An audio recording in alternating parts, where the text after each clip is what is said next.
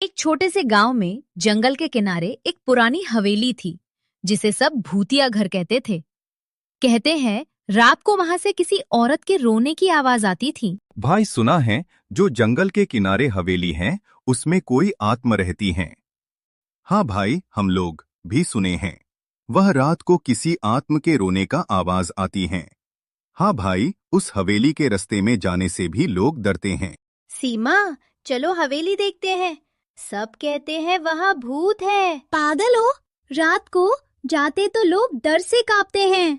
सीमा, हम आज नहीं, कल दोपहर में जाएंगे। ठीक है। दूसरे दिन रवि और सीमा चोरी छिपे दोपहर में हवेली पहुंचते हैं। तभी दरवाजा अपने आप कड़ाक की आवाज से खुल जाता है। सीमा डरकर बोलती हैं, ये कैसे खुल गया? शायद हवा से। लेकिन दोनों को पता नहीं था कि हवेली उन्हें अंदर बुला रही थी और दोनों हवेली के अंदर पहुंच जाते हैं। रवि, ये कमरा देखो, जैसे किसी ने अभी अभी छोड़ा हो। इतने पुराने घर में किसी की मौजूदगी का एहसास क्यों हो रहा है?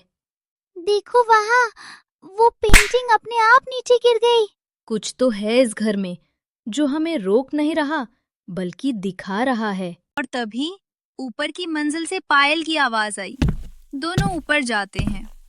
आईने में एक औरत की परछाई दिखाई देती है जबकि कमरे में कोई नहीं और सीमा जोर से चीखती है, रवि!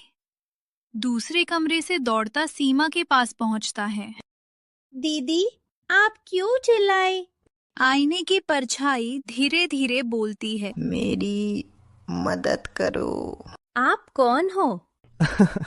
मैं इस घर की मालकिन मालती हूँ। मुझे 20 साल पहले यहाँ बंद कर दिया गया था। मैं किसी को नुकसान नहीं पहुँचाती, बस आज़ादी चाहती हूँ। मालती की आत्मा दरअसल फंसी हुई थी क्योंकि उसकी मौत की सच्चाई किसी को नहीं पता थी। रवि को एक पुरानी डायरी मिलती है। डायरी में लिखा है कि हवेली के नौकरों ने उसे मारकर कमरे में बंद कर दिया था। दीदी, इसकी आत्मा इसलिए भटक रही है। रवि और सीमा हवेली से बाहर जाकर गांव वालों को बता। भाई उस हवेली में कोई साधारण आत्मा नहीं है। मालती बेगम आज भी रोती है वहां। रात के टाइम खिड़कियां अपने आप धड़ाम से खुल जाती हैं। बच्चों, उस तरफ मत जाना। जिसको नहीं बुलाती उसे भी बुला लेती है वो हवेली। उसके बाद रवि और सीमा पंडित जी को बुलाने उसके घर जाते हैं। रास्ते में सीमा डर जाती हैं और बोलती हैं, रवि, लगता है कोई हमारे पूछा कर रही है। सीमा, आहा, कोई नहीं है। ये तुम्हारे मन का वहम है।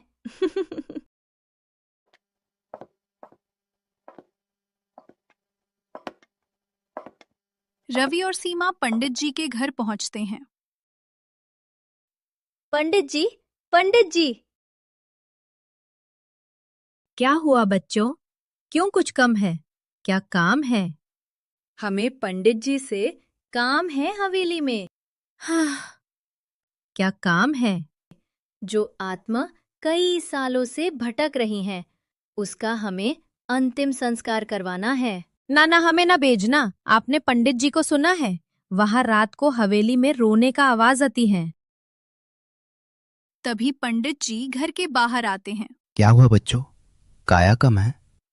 जो आत्मा कई सालों से भटक रही हैं, उसका हमें अंतिम संस्कार करवाना है। तुम लोग जाओ और आत्मा की अंतिम संस्कार का सामग्री लाके रखो। मैं कल दोपहर आ जाऊंगा।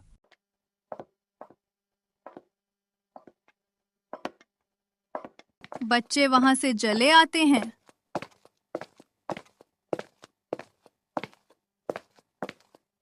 और बच्चे आत्मा के शांति के लिए सामग्री लाने जाते हैं।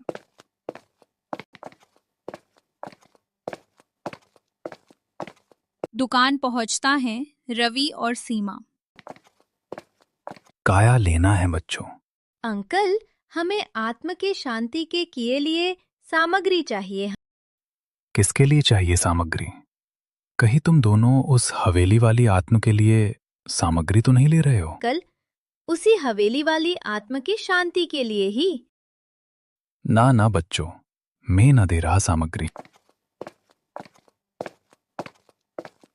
वहां से चले आते हैं और कई दुकान जाते हैं।